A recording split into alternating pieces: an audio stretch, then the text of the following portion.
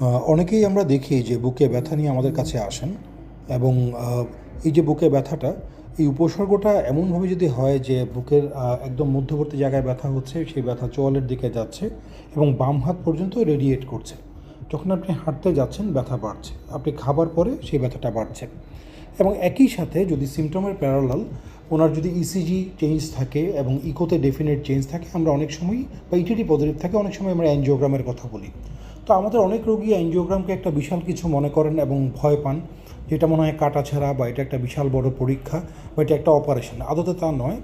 এই ভিডিওটাতে আমি আসলে দেখানোর চেষ্টা করছি আমরা অ্যানজিওগ্রাম জিনিসটা কীভাবে করি এবং এটা কী।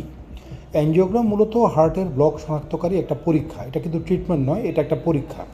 এর মাধ্যমে আমরা বুঝতে পারি যে হার্টের রক্তনালীতে ব্লক আছে কি না, থাকলে সেটা কী পর্যায়ের ব্লক, সেটা কি আমার ওষুধ খেয়ে আমি রাখতে পারবো বা জীবনযাত্রা নিয়ন্ত্রণ করে কি সেটা আপাতত আমরা এই ব্যথা থেকে মুক্তি পাবো, নাকি আমাকে ব্লকটা এত ক্রিটিক্যাল পর্যায়ের, যেটা আমরা বলি 70% বা তার উপরে, সেসব ক্ষেত্রে অনেক সময় রিং, যেটাকে আমরা বলি স্টেন্ট, সেটা লাগে।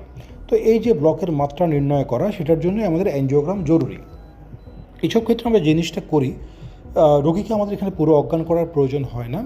আমরা হাতের কবজির যে ধমনী, সেখানে লোকাল ইঞ্জেকশন দিয়ে কবজির একটা অংশ অবশ করে নিই এবং একটা খুব সরু একটা সুই ব্যবহার করে তার মধ্য দিয়ে আমরা হাতের যে কবজির ধমনী তাকে রিচ করি এবং তার ভেতর দিয়ে আমরা একটা টিউব স্থাপন করি।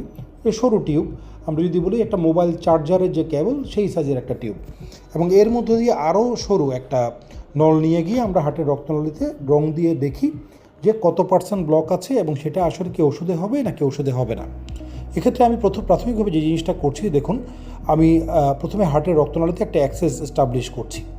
তার মধ্য দিয়ে আমি একটা তার নিয়ে যাচ্ছি এবং সেই তারের উপর দিয়ে গাইডেড হয়ে আমি একটা সরু নল স্থাপন করছি এবং তারপরের ফ্রেমগুলিতে দেখুন আমি রং দিয়ে দেখছি যে হার্টের যে রক্তনালী, সেখানে কোনো ব্লক আছে কিনা।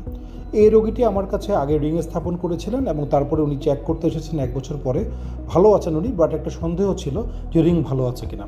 তো আমরা দেখতে পাচ্ছি স্মুথ ব্লাড ফ্লো করছে এবং হার্টের বাম দিকের রক্তনালীগুলি আমরা প্রথম ছবিতে দেখতে পাচ্ছি ভালো আছে, ইটস ভেরি গুড। এবং ডান দিকের যে রক্তনালী, তাও ভালো আছে। তার মানে নিয়মে থাকলে রিং ভালো থাকে, আপনি ভালো থাকেন। এবং আমরা এখানে দেখে দিলাম হার্টের রক্তনালীগুলি ভালো আছে কিনা এবং পুরো পদ্ধতিতে আমাদের মোট সময় লেগেছে আধা ঘন্টা এবং পেশেন্ট সেদিন বিকেলেই বাসায় চলে গিয়েছেন। ধন্যবাদ।